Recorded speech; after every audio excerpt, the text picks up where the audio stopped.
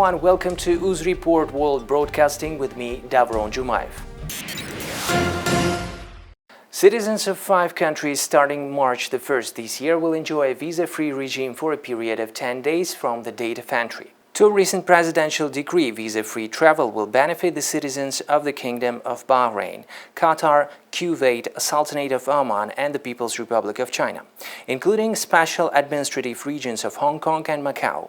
In addition, flights of foreign airlines to Uzbekistan from Indonesia, Bangladesh and Malaysia, as well as flights within the framework of the Umrah Plus program, are carried out without hindrance. The Interregional State Tax Inspectorate has summed up the results of 2020. The press service of the State Tax Committee reported on February 9. The budget of Uzbekistan following the results of 2020 received 9.9 billion through taxes. Some 65% of the total tax revenues were made at the expense of 836 large taxpayers. The committee also named 10 biggest taxpayers of 2020. Nawawi and Al Malik Mining and Metallurgical Combines lead the list. It also includes Uztransgaz, Uzbekneftgaz, Uzbat, Lukoil, Car Giant, Uzauto Motors, etc. Enterprises in Uzbekistan received $1.2 billion worth loans in 2020. This was announced by the head of the press service of the National Bank of Uzbekistan, Zebo Tukhtayeva, at a press briefing on Tuesday. $504 million were allocated for the replenishment of working capital, $723 million for the implementation of new investment projects. Large projects received the lion's share of loans worth $628 million. The amount of foreign loans comprised $706.7 million. In order to diversify sources, in July last year, the bank placed Eurobonds worth $300 million on the London Stock Exchange. By the end of this year, it plans to increase the level of assets to $8.7 billion, up from $7.6 billion in 2019. The loan portfolio is to reach $7.3 billion. In addition, the bank is to allocate $1.6 billion loans towards the implementation of 540 projects. Uzbekistan gained 67.8 points in the World Bank's Statistical Capacity Index and placed 67th among 154 countries. The index assesses the level of development of national statistical systems of countries. It reflects the statistical potential of the country, its achievements, and the results of ongoing reforms in the development of the national statistical system.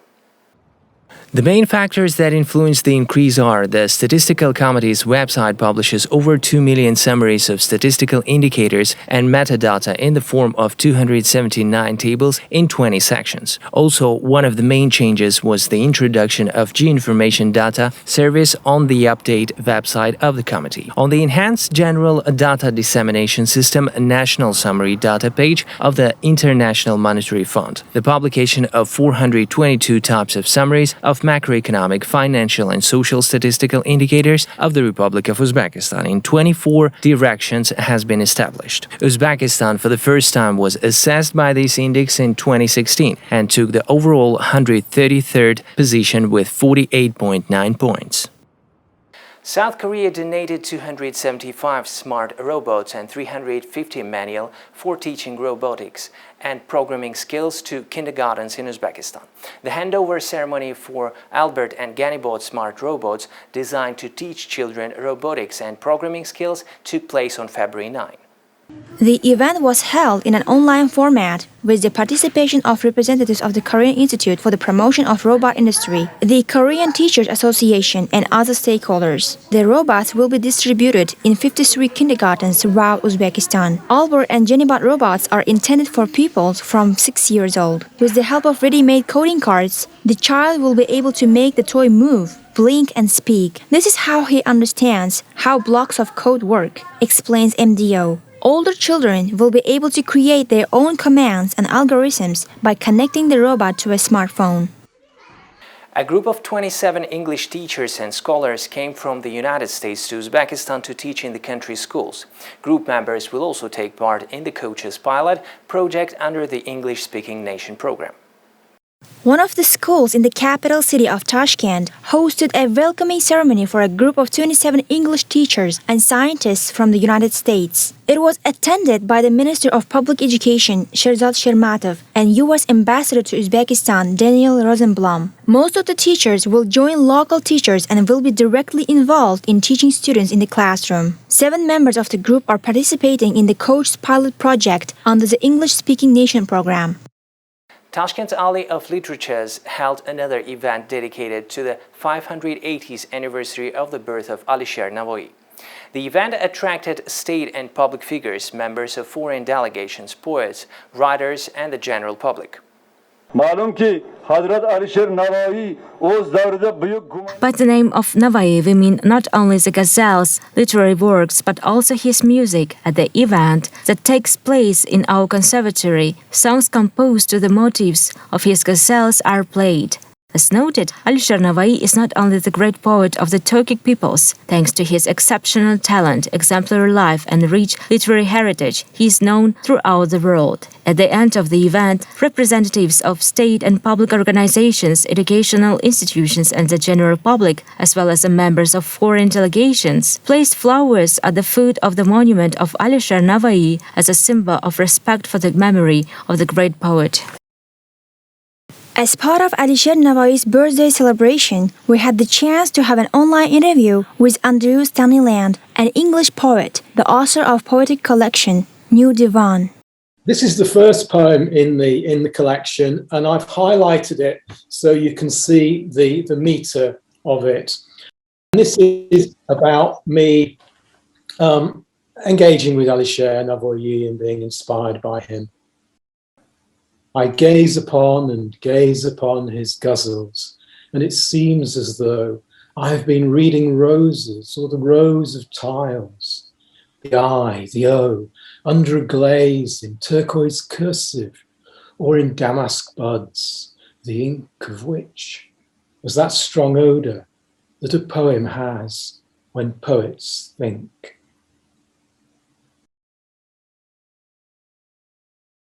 And I will read two poems about that sort of explain how I was inspired by Uzbekistan and why I was inspired. So this is the first one.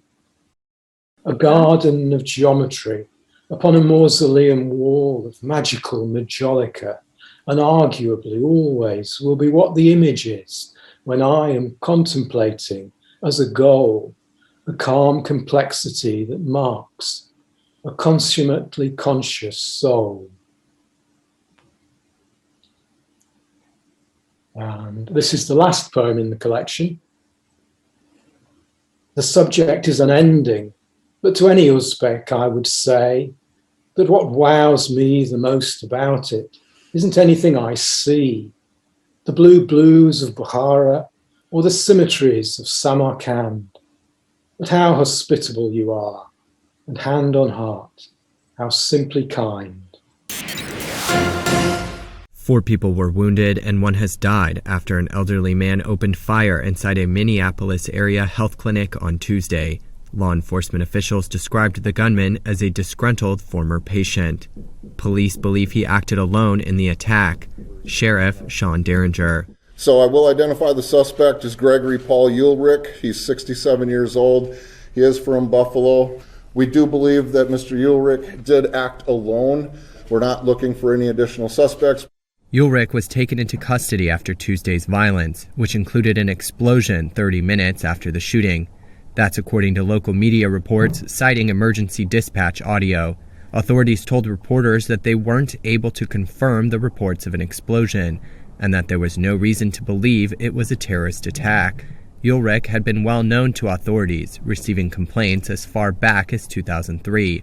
Buffalo's chief of police said the attack was most likely related to an unspecified past conflict between the suspect and local healthcare providers. Ulrich was scheduled to appear for arraignment related to that case on Thursday. Sheriff Derringer said bomb squad investigators were called to the scene to examine a suspicious package found in the corner of the clinic's lobby and additional devices found at a nearby motel where Ulrich had been staying.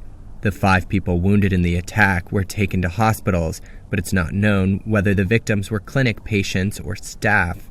One later died, according to the county's medical spokeswoman.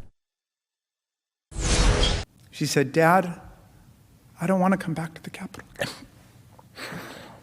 Emotional accounts of the January 6th attack on the U.S. Capitol and an uneven and at times loud defense, I make no apology, were presented to the 100-seat Senate on Tuesday, the first day of the historic second impeachment trial of Donald Trump, the only former president to be tried in the Senate after leaving office. I'll show you. Tuesday's dramatic proceedings began with lead impeachment trial manager Jamie Raskin premiering a highly produced and graphic 13-minute video showing scenes of Trump backers violently breaching the Capitol, juxtaposed with images of the alarmed lawmakers inside. Stop the steal. And using Trump's own words against him.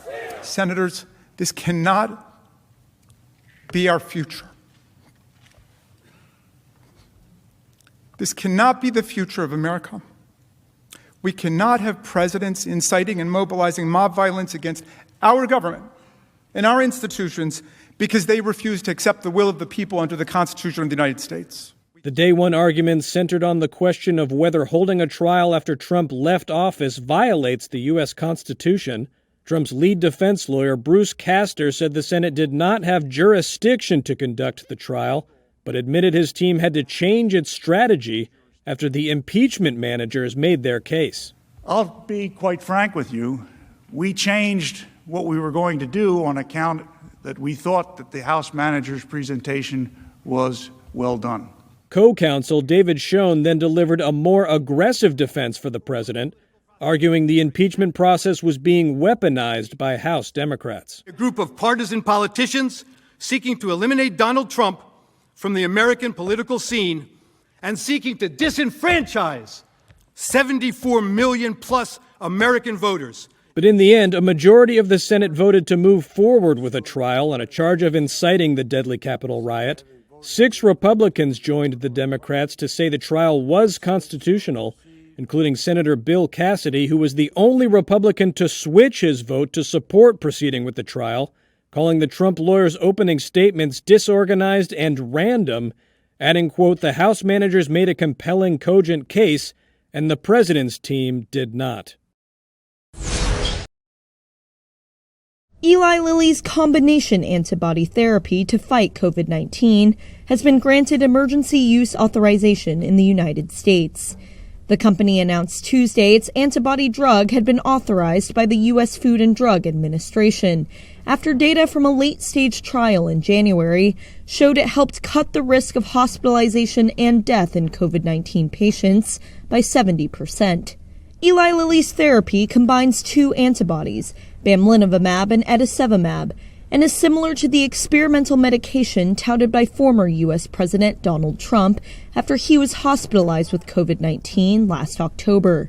In a statement, the company said the therapy was authorized for the treatment of, quote, mild to moderate COVID-19 in patients aged 12 or older who are at high risk of progressing to severe COVID-19 and or hospitalization.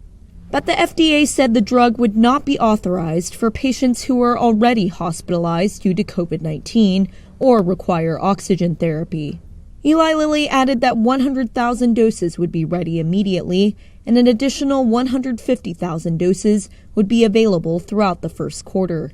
The company says they plan to manufacture up to 1 million doses by mid-2021 in collaboration with American biotech company Amgen. Last November, the FDA approved Eli Lilly's single antibody treatment. Cambodia launched its coronavirus inoculation drive on Wednesday, using 600,000 vaccine doses donated by China. First in line to receive the injection were the sons of long-serving Prime Minister Hun Sen and government ministers. Sen had vowed to take the first dose, but later said that at 68 he was above the age to get the vaccine made by Sinopharm. His eldest son, Han Manet, a deputy commander of Cambodia's armed forces, urged others to get inoculated. I appeal to all people, please register your names to receive this vaccination to take part in the prevention of the spread of COVID-19, because this virus is coming out of all of us. So if each and every one of us can stop the infection, then we can stop the spread of this disease. The Southeast Asian nation of about 16 million has managed to limit the spread of COVID-19, reporting just 478 infections and no deaths. The first batch of coronavirus vaccines donated by China arrived in Phnom Penh by special plane on Sunday. Most of them have been earmarked for health workers and the military. Beijing has said it will send 1 million doses of the Sinopharm vaccine to Cambodia, enough for 500,000 people. French pharmaceutical company Valeneva is in the market for potential partnerships for its COVID-19 vaccine, should the candidate secure approval and gain interest beyond Britain and the European Union. The drug maker is looking particularly at entry into the US market, according to its chief financial officer, David Lawrence. So we're now thinking very carefully about how we can participate in the US going forward. So that's a very active internal discussion that we're having to think about. Now the administration's changed and now that the US has got vaccines, how do we participate in that further out? Valneva's is the only French shot close to entering late-stage human trials, with Britain due to receive the first doses produced in late September at the earliest. A deal for 190 million doses has been agreed with the UK by 2025, which could be worth up to €1.4 billion, that's $1.69 billion for Valneva. Lawrence says he expects talks with the European Union for a provisional 60 million doses to conclude within the next few months. Production of those vaccines will take place in Scotland, and Lawrence told Reuters on Monday they'll think very hard about partnering with different regions if demand goes beyond that facility's capacity, although he did not say whom the company might team up with. Any partnership might involve both production and access to markets. Valneva said its provisional Phase 3 trial plan after April would involve 4,000 test subjects across Britain and would likely involve a comparison against a proven vaccine rather than a placebo. Toyota is shrugging off a global shortage of chips that has forced rivals to cut production. Japan's biggest car maker said Wednesday that it's raising output instead. That's as it races to meet strong demand from markets including China. The firm also raised its full-year earnings outlook as a result. It's now targeting a record $19 billion. That's way above analyst forecasts and its own earlier predictions. Toyota now expects to sell 9.73 million vehicles this year. That's over 3% up on previous forecasts, but still down on last year, when it shipped more than 10 million. The bullish outlook for production stands in contrast to rivals Nissan and Honda. On Tuesday, they both said that the chip shortage had cut output. Toyota says it sees no such impact, but admits that a chip shortage could bite at some point. Shares in the firm rose 1.7% in Wednesday trade. These were the top headlines for today. Stay safe and goodbye.